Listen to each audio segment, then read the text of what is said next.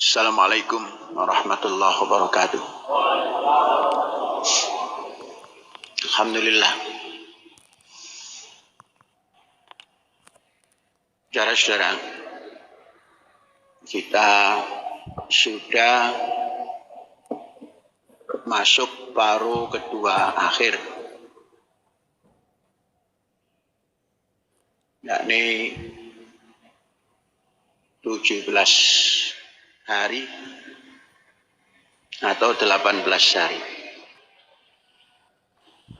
Ramadan. Dalam keadaan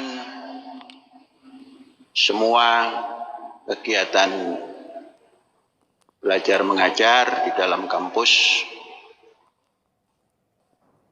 sedang cuti sampai dengan ke depan, bulan depan, tarikh 19.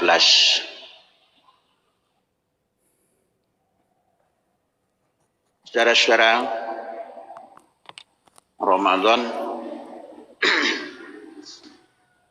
bagi kita berjalan dengan baik. Mengapa kita katakan berjalan dengan baik? Kegiatan pendidikan berjalan juga dengan baik. Di saat banyak orang masih mempertahankan belajar online,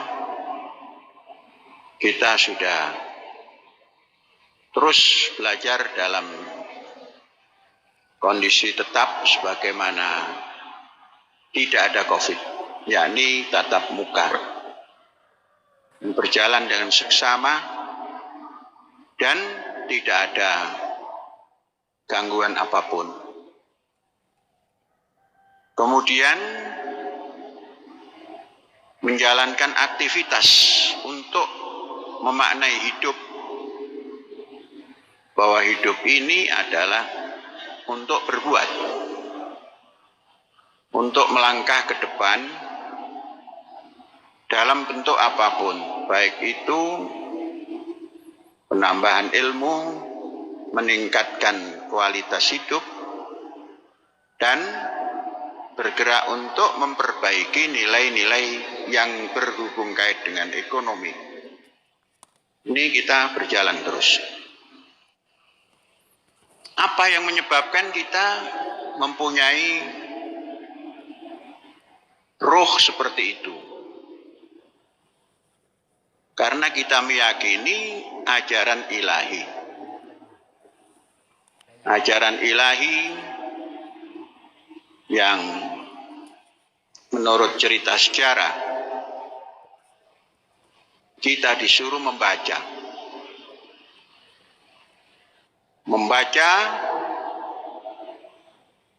dan terus membaca. Di dalam berbuat, baca, catatan Iqra kita baca. Dalam memulai perjalanan, kita disuruh membaca.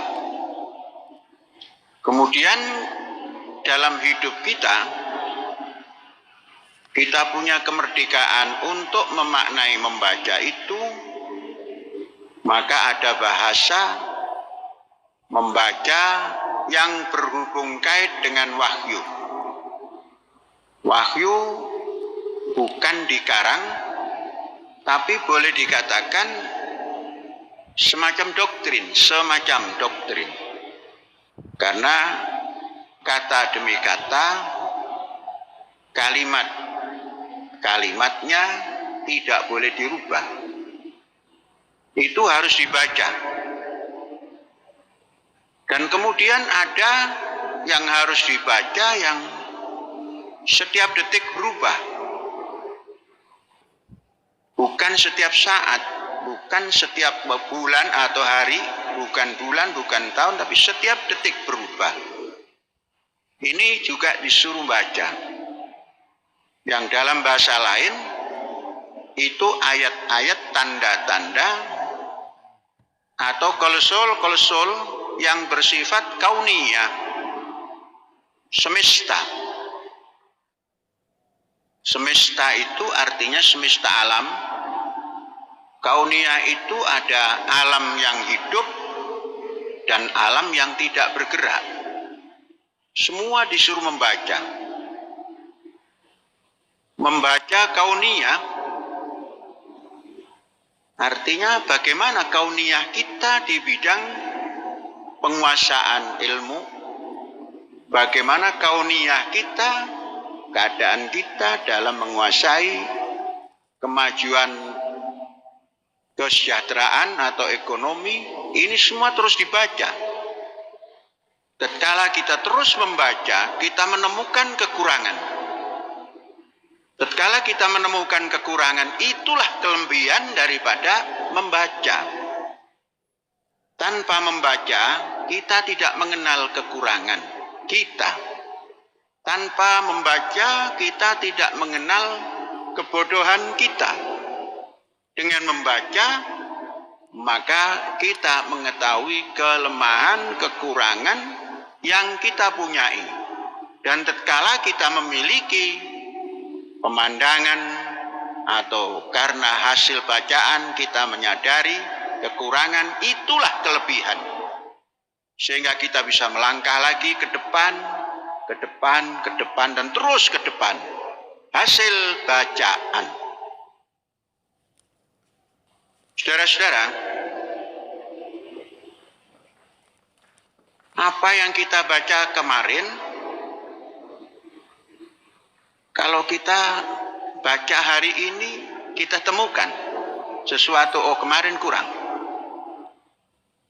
Maka dari itu, apa yang kita lakukan dalam saat-saat di mana semua kita punya rasa cemas, khawatir menghadapi problem hidup, tatkala kita terus membaca, problem hidup itu laksana hambatan yang ada jalan keluarnya. Itu dari membaca. Nah, jalan keluar inilah terkadang sempit, terkadang lebar, terkadang samar-samar. Maka diperlukan kita harus punya keberanian melangkah. Terkadang tersandung, kita sangka itu jalan keluar, tapi samar-samar, terkadang tersandung. Tapi tersandung itu bukan satu kegagalan. Tersandung itu mengingatkan kita ada jalan yang lebih baik lagi. Dan terus bergerak begitu. Maka dirasakan kita terus bergerak dalam kondisi apapun. Saudara-saudara, ini harus diyakini. Jadi setelah membaca harus ada keberanian mengambil saripati bacaan yang telah kita lakukan hari demi hari. Saudara-saudara, belum tuntas dunia dicekam oleh virus COVID atau wabah. Kemudian dunia dikejutkan lagi adanya pertempuran, peperangan baru, yakni di Eropa.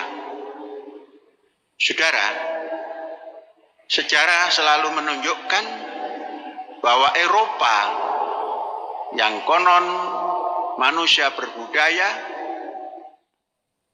sumber kekacauan dunia. Perang dimanapun dan kapanpun selalu dari Eropa. Mungkin Eropa memiliki satu adagium karena mereka merasa bangsa yang paling terhormat. Maka apa yang ada di Asia terjadi peperangan, sumbernya dari Eropa.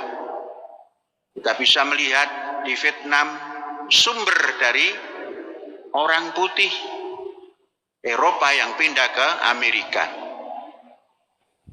Kita pernah merasakan betapa penat mempertahankan hidup tatkala Indonesia belum menjadi Indonesia, dicekam, digenggam, tatkala Nusantara digenggam menjadi Nusantara yang tidak mampu bergerak.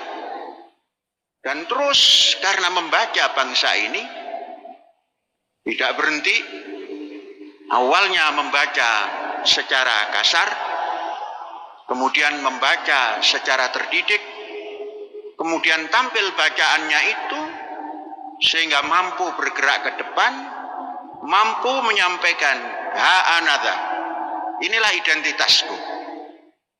Di Indonesia mengatakan, ini identitasku Indonesia. Negeri tetangga kita memberikan identitasnya masing-masing. Kemudian bergerak ke depan, memajukan dirinya, memberanikan dirinya, dan dengan sikap berani karena punya ilmu, menanggalkan seluruh kekuatan Eropa. Saudara-saudara, ini semua berkat bacaan. Kalau kita baca sejarah masa lalu, pusat yang diperebutkan orang titiknya di Asia. Tapi yang memperebutkan adalah orang-orang kulit putih kebanyakan. Contoh, kita ke Israel sana, Yerusalem. Yerusalem pernah dikuasai Yahudi 1000 tahun. Ganti penguasa, dikuasai Nasrani 400 tahun. Ganti penguasa, dikuasai oleh Islam 1300 tahun. Pusatnya di sana, dan gerakan yang membuat semua itu menjadi sumber pertempuran dan perselisihan sampai hari ini adalah orang-orang Eropa dan kulit putih. Kemudian hari ini setelah hampir selesai di Indonesia COVID, tinggal 500 yang tertular, dan kita dalam kondisi seperti itu perlu kita bersyukur, menyampaikan kepada bangsa-bangsa bahwa Indonesia mampu menangani dengan kemandiriannya yang awalnya dicemooh tidak mampu, ternyata alhamdulillah baik. Di saat kita menjadi pimpinan negara G20, di saat itu pula di Eropa terjadi peperangan itu, dan seakan-akan Indonesia menjadi kuali percampuran yang tidak disukai. Eropa akan menarik diri kalau Rusia diundang, dan juga yang manapun, Amerika dan sebagainya menarik diri. Ini ujian berat. Jadi saudara-saudara, perpecahan selalu sumbernya adalah Eropa. Pergerakan apapun sumbernya di Eropa. Demokrasi yang mengatakan paling hebat sumbernya di Eropa. Saudara-saudara, yang berperang negara demokrasi, yang berpecah negara demokrasi, yang mempunyai akibat, menanggung akibat negara-negara sedunia. Oleh itu, mari kita baca situasi yang begini, mari kita membaca. Jangan pernah kita menyerah untuk membaca dan mengambil tindakan daripada bacaan kita itu. COVID berjalan, kita bergerak maju. Perpecahan, peperangan, mungkin hampir perang dunia, kita bergerak terus. Nah, ini namanya kekuatan yang mandiri. Kekuatan yang sanggup hidup di atas kaki sendiri. Bung Karno pernah mengistilahkan berdikari. Berdikari semacam ini atau mandiri semacam ini kita harus punya kekuatan. Tentunya kekuatan yang paling utama adalah kekuatan batin, ruh. Tentunya kekuatan ruh ini yang akan membawa kita menjadi keberanian kita menjadi kehidupan mandiri itu wujud. Kemandirian ini harus kita topang dengan cara pikir yang bagus. Bagaimana mendanai kemandirian ini, bagaimana mengeksplorasi segala kemandirian ini untuk mendapatkan produksi yang baik dan menghantar produksi itu kepada yang memerlukan. Nah, itu semua diperlukan ilmu pengetahuan. Nah, ini semua harus kita lakukan seperti perintah ilahi, allamal insana ma lam ya'lam. Ilahi, alam semesta, dan ayat-ayat ilahiyah itulah yang mengajari kita dari tidak tahu menjadi tahu. Dan tatkala kita berhenti sejenak karena merasa cukup, maka kita menjadi bodoh, menjadi tidak punya pengetahuan yang baru. Maka jangan ada yang berhenti. Sekolah, title-title yang kita miliki dari sekolah itu hanya lampiran dalam hidup. Hakikat tulisan dalam hidup itu adalah kerja yang kita buat, produk-produk yang kita buat, hasil-hasil usaha yang kita buat. Itu hakikatnya. Lampirannya adalah hasil sekolah. Banyak orang yang berjaya di sekolah, tapi tidak berjaya dalam menghadapi kehidupan nyata. Dan kehidupan nyata ini hanya bisa dihadapi oleh orang yang selalu membaca, mencari jalan keluar, dan berani melakukan. Hadza wallahu yar'ana wa yahfazuna walhamdulillahirabbil alamin. Merdeka.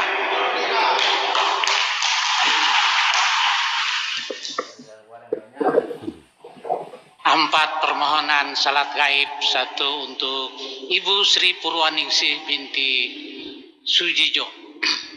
Dua, Ibu Suhani binti Anda. Dan tiga, Ibu Dayati binti Camat. Dan terakhir Ibu Siti Insyah binti Muhammad Ihsan. Walhamdulillahirabbil alamin.